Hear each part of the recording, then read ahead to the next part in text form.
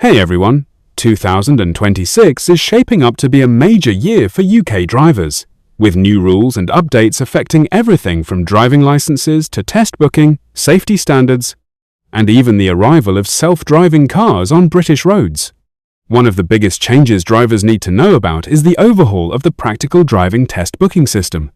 From spring 2026, learner drivers will be required to book and manage their own car driving tests directly with the DVSA.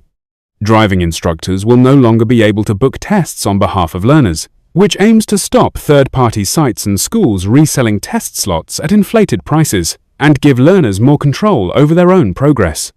Only the learner's own provisional license number will be accepted when booking a test, and learners will be limited to 2 changes per booking, whether that's adjusting the date or time, changing a test center, or swapping with another learner, and any more changes will require cancelling and rebooking. Test center changes will also be restricted to centers within a defined local area around the original booking. In addition to booking changes, the driving theory test is being updated in early 2026 to include enhanced first aid content, including questions on CPR and the use of automated external defibrillators, AEDs. This is designed to give new drivers crucial knowledge on how to help in emergency situations before they even get behind the wheel. Safety reforms are also high on the agenda. The UK government's new road safety strategy includes proposals to lower the legal drink-drive limit in England and Wales from the current 80 milligrams of alcohol per 100 millilitres of blood to 50 milligrams, aligning with the stricter limit already in place in Scotland. For novice drivers within their 2-year probationary period, there are proposals to cut that even further, down to around 20 milligrams, effectively meaning that even one drink could put you over the limit. These changes aim to reduce road deaths and serious injuries significantly. Under the same safety strategy, the government is consulting on mandatory eyesight tests every 3 years for drivers aged over 70, replacing the current self-report system. This measure is intended to make sure older drivers maintain the visual ability to drive safely as they age. New penalties are also proposed for basic safety offences. If these proposals are adopted, drivers caught not wearing a seatbelt could face not only a fine, but also penalty points on their licence, adding extra incentive to buckle up every time. Enforcement on UK roads is also becoming much more high-tech. From 2026, we'll see wider use of AI-powered speed and traffic cameras that can automatically detect speeding, mobile phone use, illegal lane changes, and even whether a driver is wearing a seatbelt. Unlike traditional cameras, these systems use artificial intelligence to analyze driver behavior in real time, meaning fewer blind spots and far less chance of dangerous driving going unnoticed.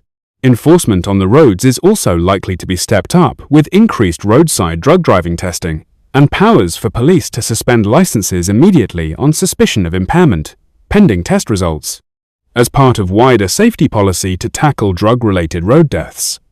In the world of licensing and digital transformation, the government is preparing to roll out digital driving licenses that can be accessed through official government digital wallet services.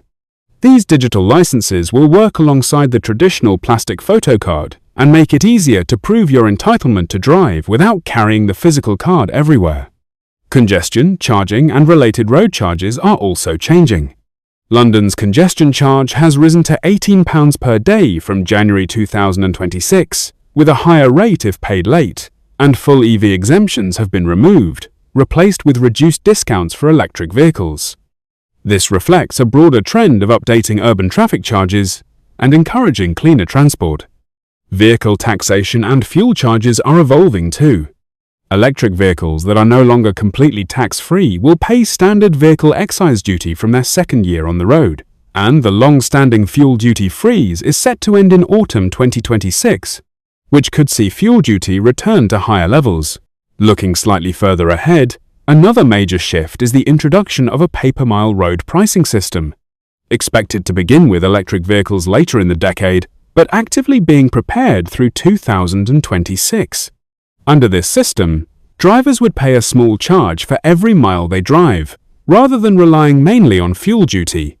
While this is not fully live in 2026, the groundwork is being laid now, as the government looks for ways to replace lost fuel tax revenue as more people switch to electric cars.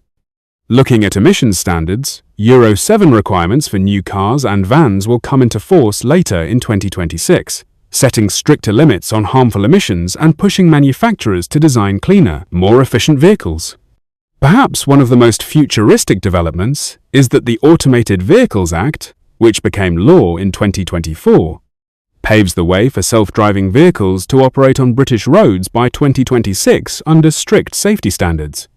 This legal framework allows vehicles to drive themselves and shifts legal liability to vehicle makers and software developers, while ensuring safety is at least as high as that of careful human drivers. All of these changes reflect a major shift in how driving, safety, technology, and enforcement intersect on UK roads in 2026.